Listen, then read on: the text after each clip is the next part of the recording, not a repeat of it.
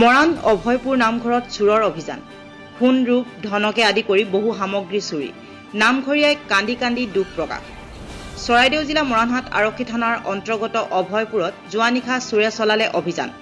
নামঘৰৰ তলা ভাঙি চোৰে নিলে বহু মূল্যৱান সা সামগ্ৰীৰ লগতে দান বৰঙণি।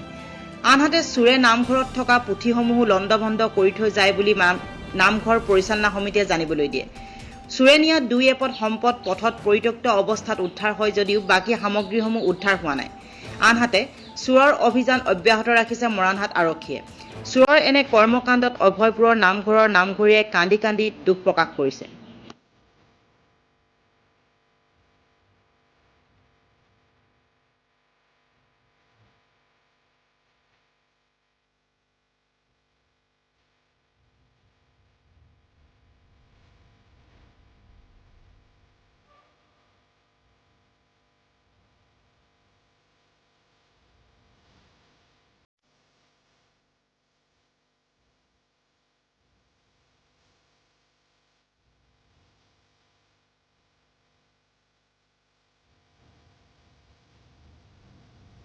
তো আমিতো ক'ব নোৱাৰোঁ।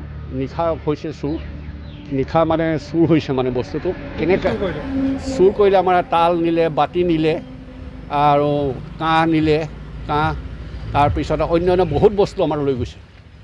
অলপ বস্তু পোৱা হৈছে বুলি শুনিছোঁ। সেইফালে ক'ত পাইছে বুলি কৈছে, মই দেখা নাই, যোৱা নাই, নেদেখাতে মই কেতিয়া নকওঁ দেই। ওলাইছোঁ ভাঙি নিছিলে নেকি? তলা ভাঙিছে আপোনাৰ দেখুৱালেতো, সেইফালৰ পৰা উঠিছে, দেখিছে, এখেতে ফটো মাৰি লৈছে।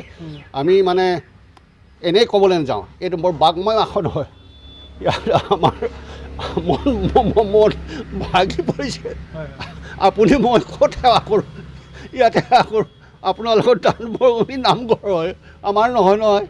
আমি ভগৱানৰ চাকৰ হিচাপে আছোঁ, কিন্তু এনেকুৱা কৰাটো সমস্ত ভয়পুৰবাসী ৰাইজৰ জাতি বৰ্ণ কোন নহয়, সকলো সমানে সকলোৱে দান বৰঙণি দিয়ে, কিন্তু এনেকৈ কৰি তাতো নিয়াটো বৰ দুখ পাইছোঁ।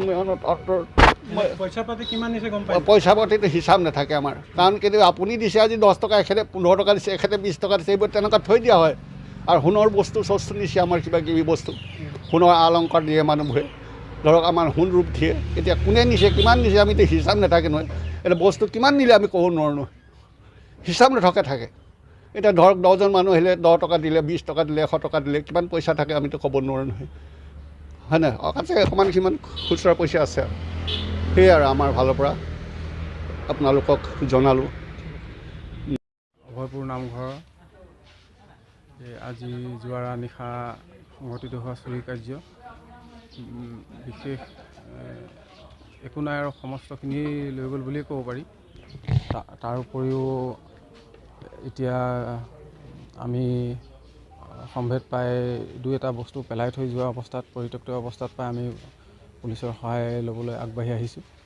সেইটো কাৰণে সকলোৱে সহায় সহযোগিতা আগবঢ়াইছে।